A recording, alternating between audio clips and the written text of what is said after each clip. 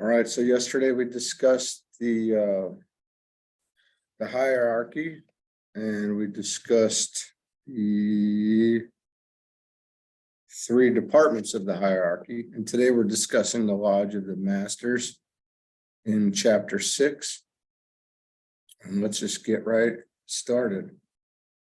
Still coming to you from Las Vegas for the last day. We're leaving here in a little bit, and we'll be back on the East Coast tomorrow, and doing white magic again. But here we go. The Lodge of the Masters, the divisions. We have considered somewhat the highest offices in the ranks of the hierarchy of our planet. Now we'll deal with what we might call the 2 divisions into which the remaining members are divided. They form literally 2 lodges within the greater body. A is the lodge comprised of initiates above the 5th initiation and a group of devas or angels. And then also the blue lodge comprised of all initiates of the 3rd, 4th, and 5th initiations. Below these come a large group of initiates of the 1st and 2nd initiations, and then the disciples of every grade. The disciples are considered as affiliated with the lodge, but not as literally members of it. Finally come those who are on probation and who hope through strenuous effort to achieve affiliation. So, and this is all esoteric, just very interesting. And, we often talk about the disciples of Christ. Well, they're still active, very much active and more active now, and have achieved higher initiations. So, which is very interesting. From another point of view, we can consider the lodge members as existing in 7 groups, each group representing one type of the 7-fold planetary energy emanating from the planetary logos. The triple division has first been given. As ever in evolution, you have the major 3 manifesting through the 3 departments. And then these 7 showing again as a triple differentiation and a septenary. And this is the pattern. So there's the 1, then the 3, then the 7. Like we said, these 7 showing again as a triple differentiation and a septenary, meaning 7. Students must bear in mind that all that is herein imparted concerns the work of the hierarchy in connection with the 4th or human kingdom, and refers especially to those masters who work in connection with humanity. Were the Deva evolution being dealt with, the entire tabulation and division would have to differ from this. Again, there are certain aspects of hierarchical work affecting, for instance, the animal kingdom. This work calls into activity beings and workers and adepts totally distinct from the servers of the 4th or human kingdom. Therefore, students should carefully remember that all these details are relative, and that the work and personnel of the hierarchy are infinitely greater and more important than may appear upon a superficial reading of these pages. And as you say in this, we need to put this in our consciousness that this is actually the case, and make it, this needs to be made real through contemplation as to where those over the many ages have achieved, that they're still active, and where would they have gone? This is something that we really need to consider, contemplate, meditate on, and understand, because there is an expansion in just this alone. Again, it opens us up, and we can become more inclusive just understanding this. Certainly, we are dealing with what might be considered its primary work, For in the service of the human kingdom, we are concerned with the manifestation of the three aspects of divinity, but the other departments are interdependent and the work progresses as a synthetic whole. The workers or adepts concerned with the evolution of the human family comprise 63, if the three great lords are counted, and making the 9 times 7 necessary for the work. So there's 7 again, and we got 9 times 7. Of these, 49 work exoterically. So now we have the 7 times 7, if it might be so expressed, and 14 esoterically. 2 times 7, being more concerned with the subjective manifestation. And Master DK would often say, also be thinking in terms of math. So we're, be constantly doing math in this as well. And we look at that math in different ways. Often it's reduction, where we reduce the numbers down to a single digit. Not many of their names are known to the public, nor would it be wise in many cases to reveal who they are, where they dwell, and what is their particular sphere of activity. A very small minority, through group karma and a willingness thus to sacrifice themselves, have come before the public eye during the past 100 years, and therefore concerning these, certain information may be given out. Quite a number of people in the world today are aware of their existence independently of any particular school of thought, and the realization that those whom they thus know personally are workers in a great and unified scheme of endeavor may encourage these real knowers to testify to their knowledge and thus establish past all controversy the reality of their work. Certain great schools of occultism and of theosophical endeavor have claimed to be the sole repository of their teaching and the sole outlet for their efforts, thereby limiting that which they do and formulating premises, which time and circumstance will fail to substantiate.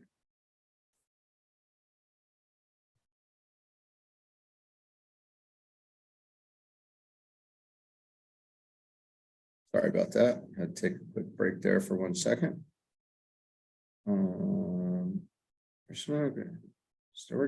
Certain schools of occultism and of theosophical endeavor have claimed to be the sole repository of their teaching and the sole outlet for their efforts, thereby limiting that which they do and formulating premises which time and circumstance will fail to substantiate. They work most assuredly through such groups of thinkers and throw much of their force into the work of such organizations, yet nevertheless, they have their disciples and their followers everywhere and work through many bodies and many aspects of teaching.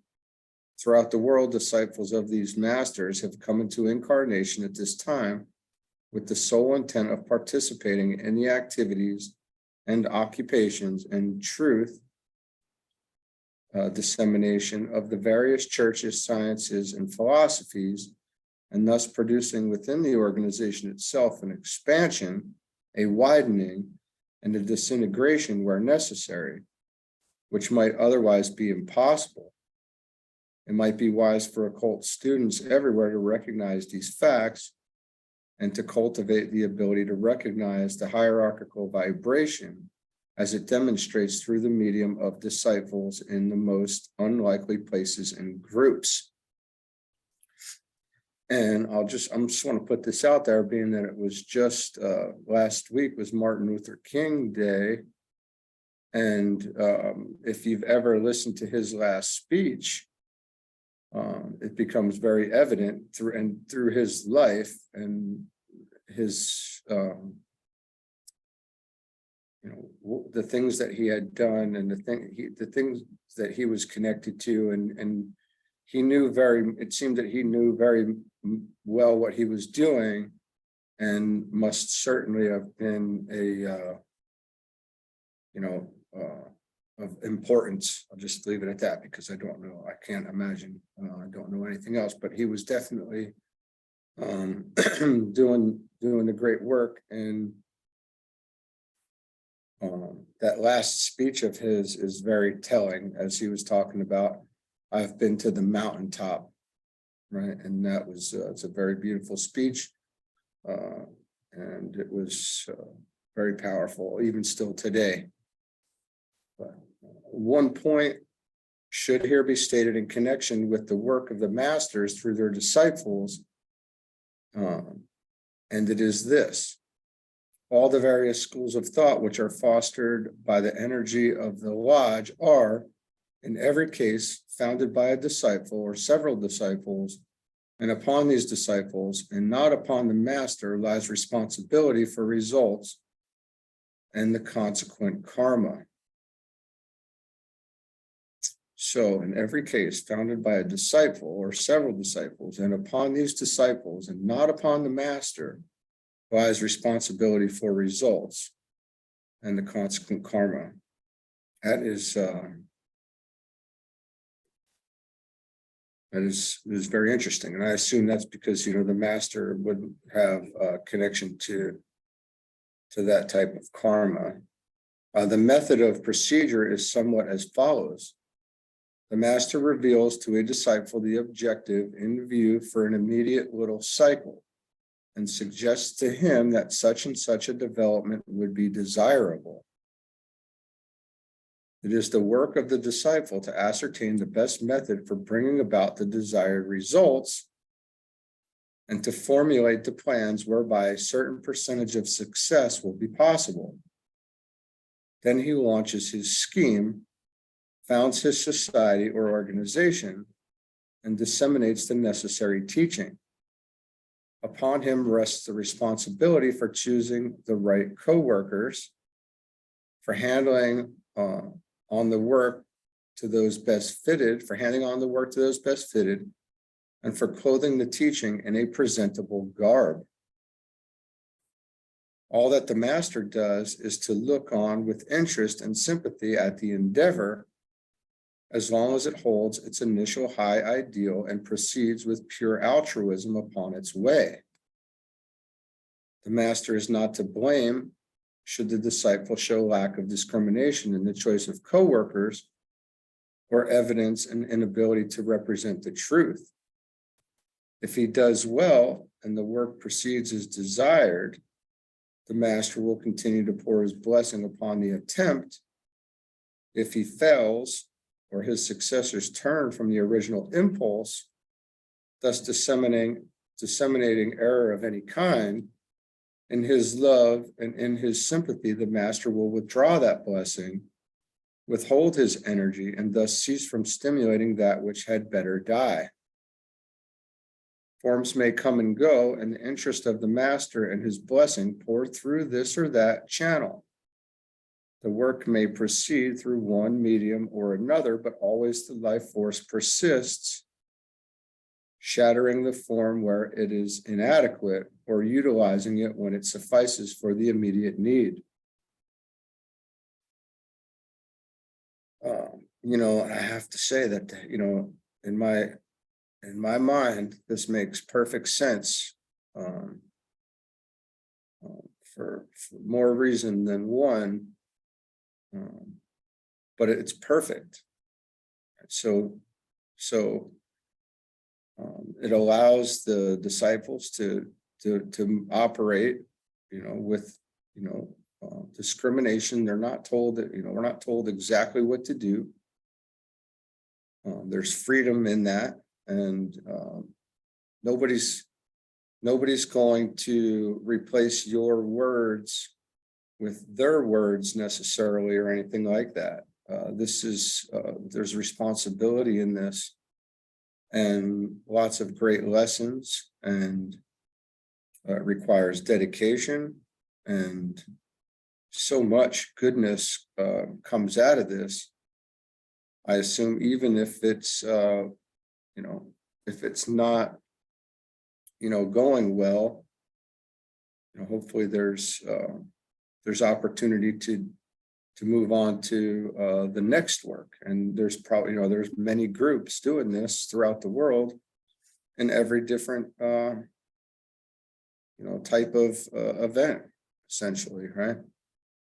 So this is great. All right, certain masters and their work we're going to talk about now. Under the first great group, of which the Manu is the head, can be found two masters, the Master Jupiter and the Master Moria. Both of them have taken more than the fifth initiation, and the Master Jupiter, who is also the regent of India, is looked up to by all the Lodge of Masters as the oldest among them. He dwells in the Nilgiri Hills in southern India and is not one of the masters who usually takes pupils, for he numbers amongst his disciples initiates of high degree and quite a number of masters. In his hands are the reins of government for India, including a large part of the northern frontier, and to him is committed the arduous task of eventually guiding India out of her present chaos and unrest, and of welding her diverse peoples into an ultimate synthesis. The Master Moria, who is one of the best known of the Eastern adepts, and who numbers amongst his disciples a large number of Europeans and Americans, is I don't know how to say this, a Rajput, R-A-J-P-U-T, Rajput prince, and for many decades held an authoritative position in Indian affairs. He works in close cooperation with the Manu and will himself eventually hold office as the Manu of the sixth root race. Wow, that's not something that I had seen before. And if you would read the leaves of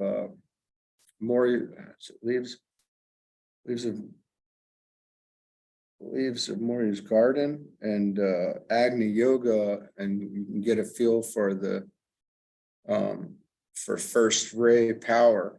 Those writings are very strong.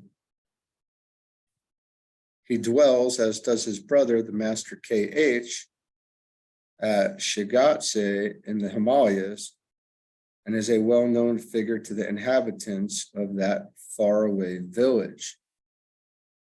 He is a man of tall and commanding presence, dark hair and beard, and dark eyes, and might be considered stern were it not for the expression that lies in his eyes. He and his brother, the Master K.H., work almost as a unit and have done so for many centuries and will on into the future.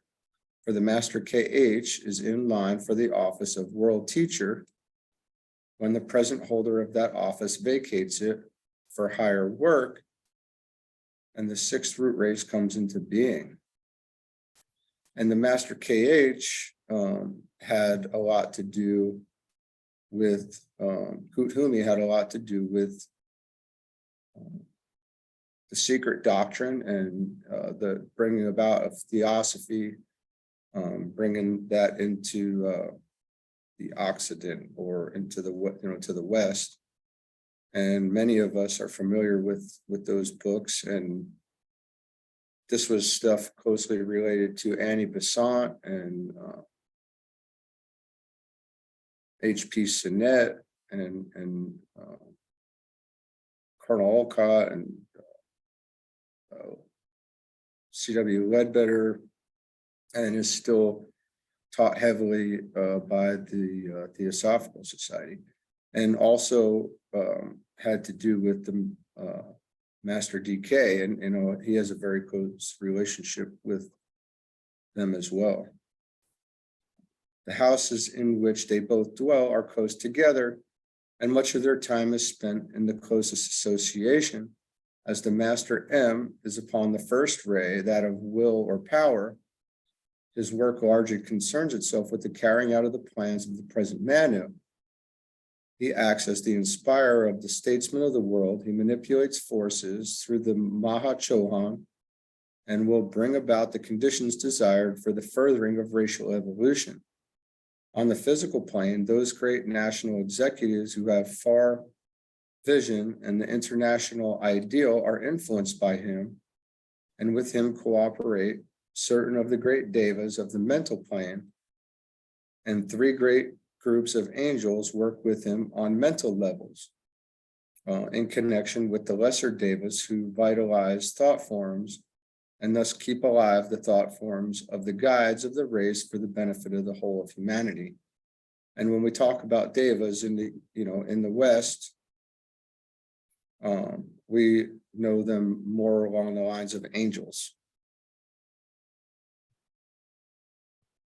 The Master M has a large body of pupils under his instruction and works in connection with many organizations of an esoteric and occult kind, as well as through the politicians and statesmen of the world.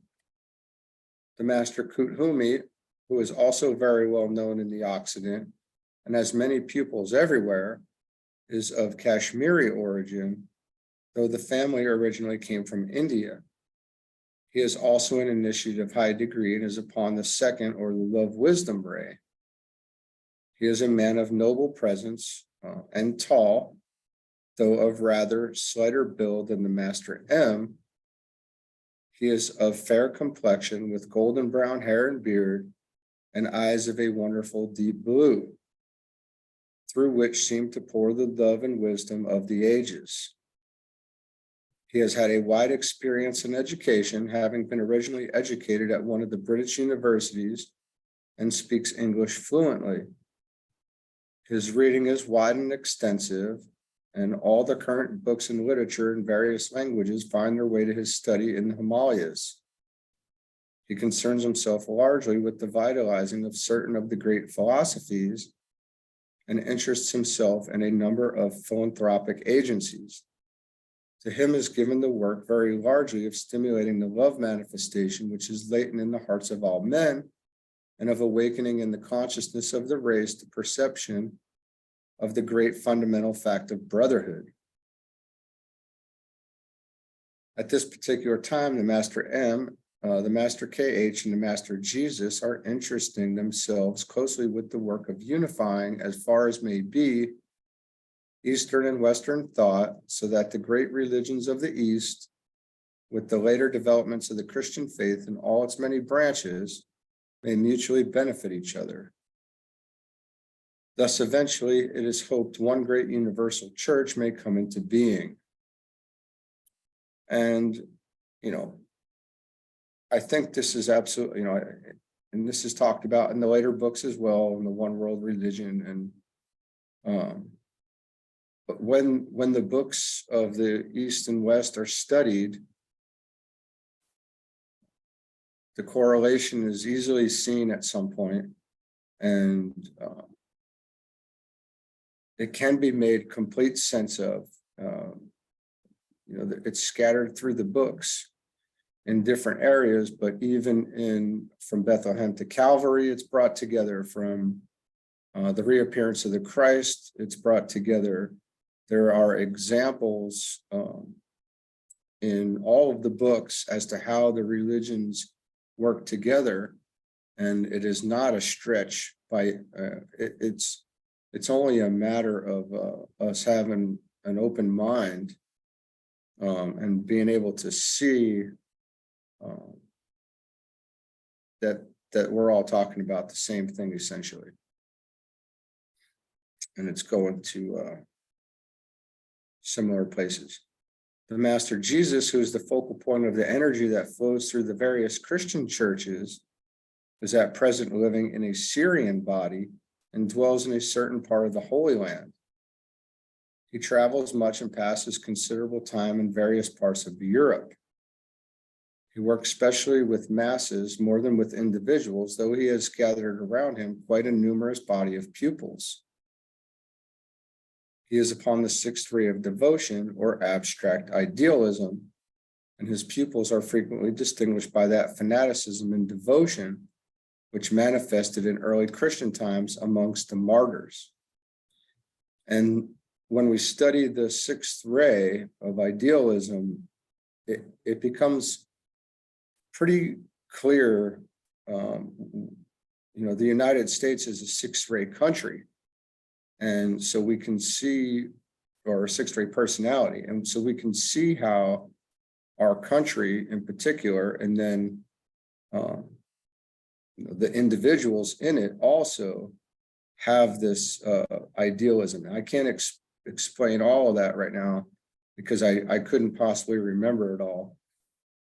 But it does have to do with this dedication that's given to a certain belief and patterns, and we become fanatical about things, like certain aspects of things, and whether it be the lower expression or the higher expression, which is very interesting, because that energy, if somebody has a lot of energy and is dedicating it to the lower expression, well, once it's shifted to the higher, they're also going to be very powerful in that. So these are things to keep in mind. He himself is rather a martial figure, a disciplinarian, and a man of iron rule and will.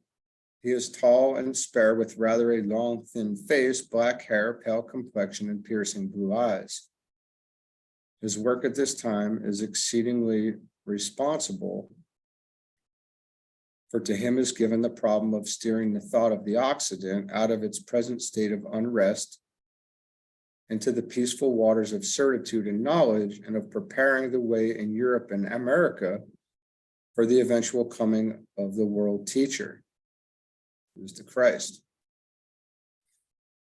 He is well known in Bible history, coming before us first as Joshua, the son of Nun, appearing again in the time of Ezra as Yeshua, taking the third initiation, as related in the book of Zechariah as Joshua, and in the gospel story, he is known for two great sacrifices, that in which he handed over his body for the use of the Christ, and for the great renunciation, which is the characteristic of the fourth initiation.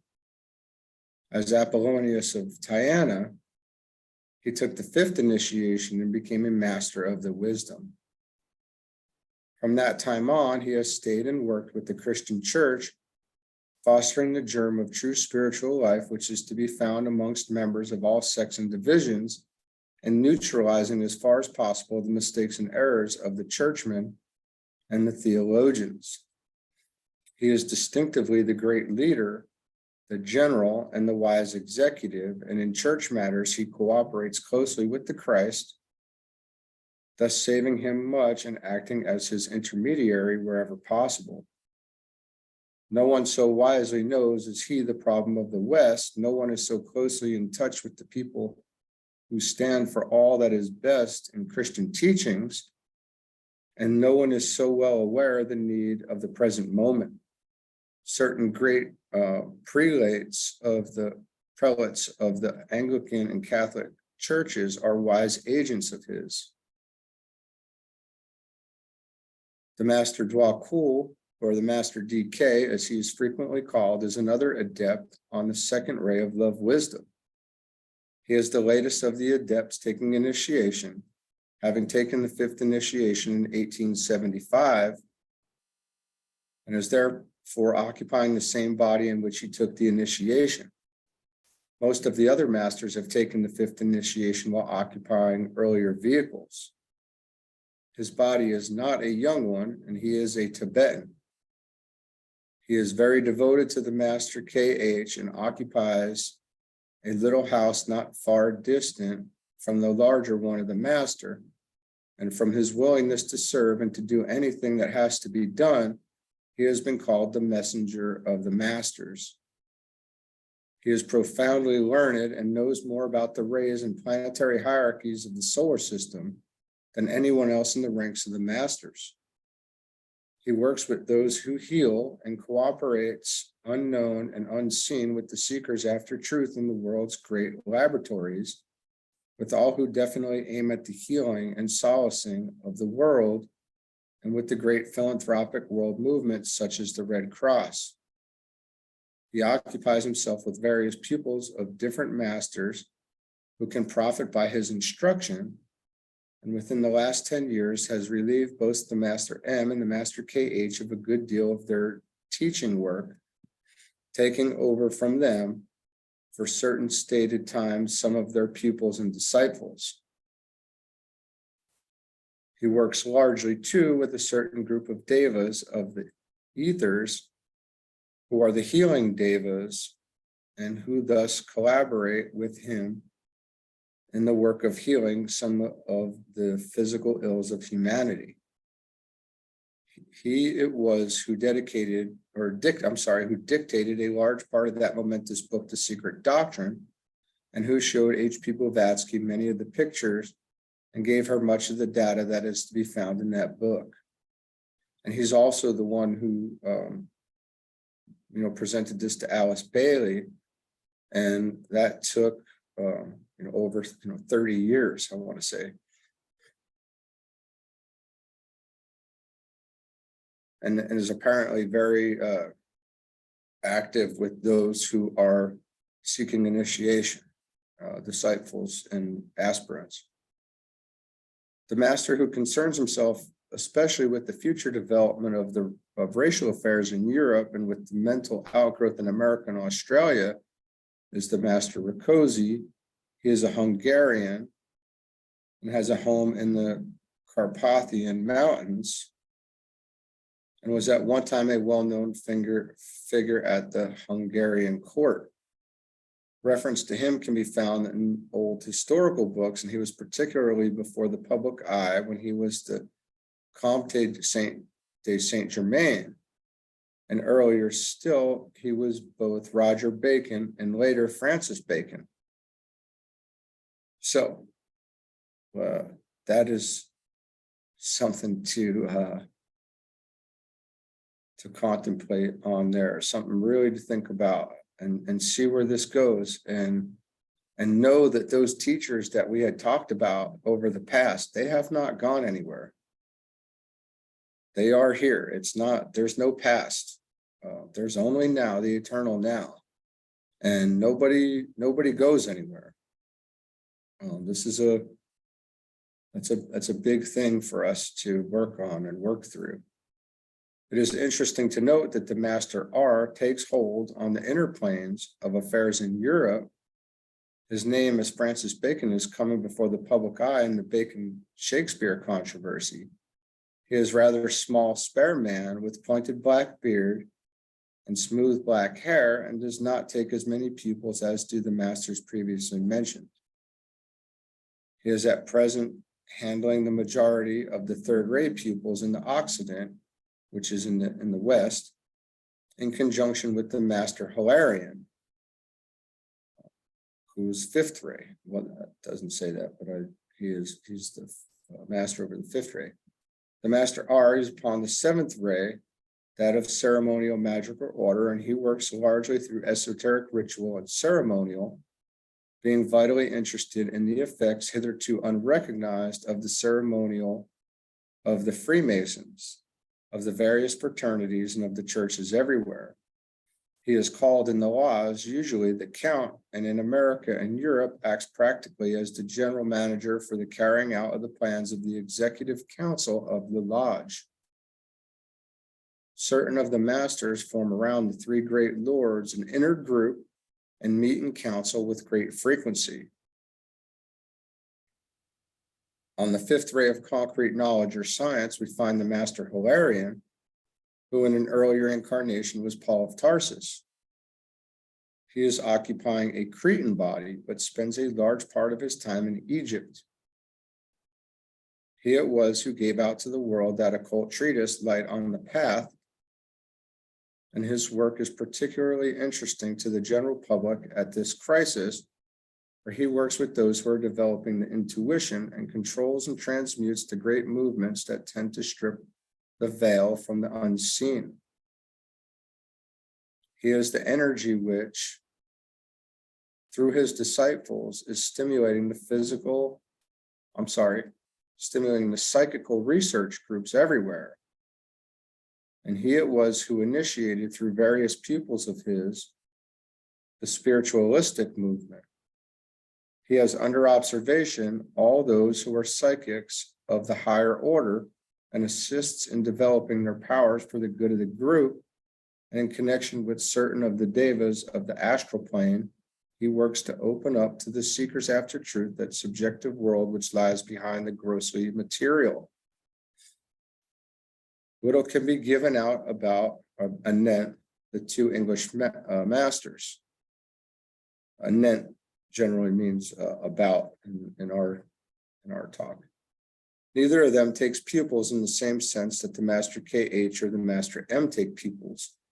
One of them, who resides in Great Britain, has in hand the definite guidance of the Anglo-Saxon race, and he works upon the plans for its future development and evolution.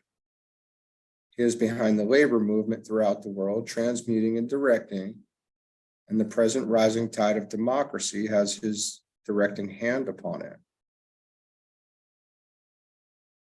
Out of the democratic unrest, out of the present turmoil and chaos, will arise the future world condition, which will have for its keynote cooperation and not competition, distribution, and not centralization. That's very important. One other master may here be briefly mentioned, the Master Serapis, frequently called the Egyptian. He is the master upon the fourth ray, and the great art movements of the world, the evolution of music, and that of painting and drama receive from him an energizing impulse. At present, he is giving most of his time and attention to the work of the Deva or angel evolution, until their agency helps to make possible the great revelation in the world of music and painting, which lies immediately ahead. And if it's immediately ahead, our music and painting and art has really dramatically changed, since this book was written. So something to think about. More about him cannot be given out, nor can his dwelling place be revealed. The master, I'm sorry, hold on one second. Okay, I had gotten a quick phone call there, but the Master P's in North America, he it is who has had much to do esoterically with the various mental sciences, such as Christian Science and New Thought, both of which are efforts put forth by the Lodge in an endeavor to teach men the reality of that which is not seen and the power of the mind to create. This master occupies an Irish body, is on the fourth ray, and the place of his residence may not be revealed. Much of the work of the Master Serapis was taken over by him when the latter turned his attention to the Deva evolution. So there you have it. We just went through the 7 rays and the masters of the 7 rays. Now, whether this is still current, I couldn't say. I would assume. I don't know how long these offices are held, but I know most of those are still talked about as being current. Now we have the present work, and this is the last small section in this chapter. Certain facts concerning these masters and their work in the present and in the future may be in place here. First, the work of training their pupils and disciples to fit them to be of use in 2 great events. One, the coming of the world teacher towards the middle or close of this present century, which we think has been potentially delayed, but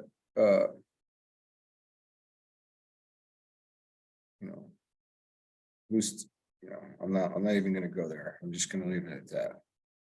The coming of the world teacher towards the middle or close of this present century. And the other, the training of them to be of use in the founding of the new 6 subrays and in the reconstruction of the present world conditions. We know from having read the reappearance of the Christ that, it's essentially our job on the physical plane to prepare the minds of men to receive, the world, the new, the world teacher and the new energies that are coming and prepare them to receive truth.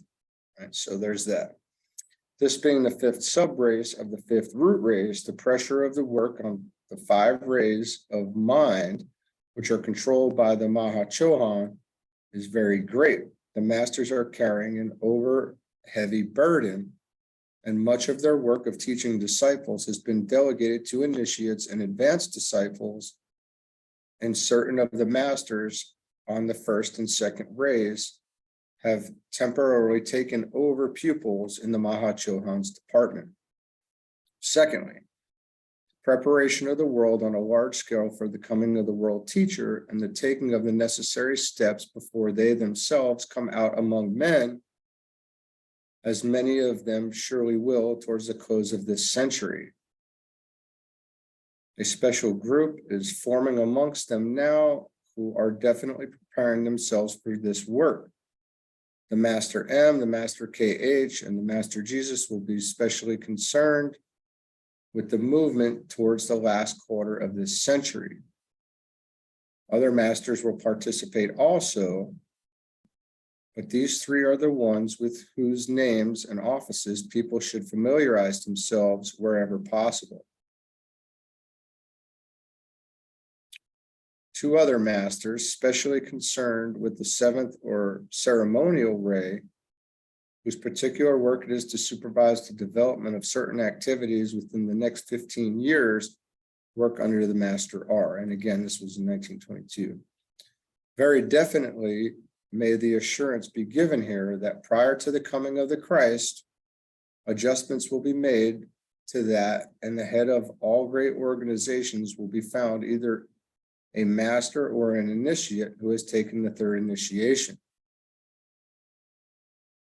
At the head of certain of the great occult groups of the Freemasons of the world and of the various great divisions of the church, and resident in many of the great nations will be found initiates or masters. This work of the masters is proceeding now, and all their efforts are being bent towards bringing it to a successful consummation. Everywhere they are gathering in those who in any way show a tendency to respond to high vibration, seeking to force their vibration and to fit them so that they may be of use at the time of the coming of the Christ. Great is the day of opportunity, for when that time comes, through the stupendous strength of the vibration, then brought to bear upon the sons of men, it will be possible for those who now do the necessary work to take a great step forward and to pass through the portal of initiation. And friends, that was the 6th chapter. And we had covered the hierarchy and the masters and what the work going forward is so far in the book. We see that there's opportunity available to all of us where everyone is needed to do work and to help prepare the minds of men. And this next chapter that we're about to get into starts off on in a different way, and it's regarding the probationary path. So now we're going to get more closely related to how this affects the individual and affects our lives, and what that means and how we prepare ourselves to help and to do the work, and what we can do to speed the process up, and some of the rules and and things. So all right, well, have a great day, and we'll be back on the East Coast, and we'll see you soon. Thanks.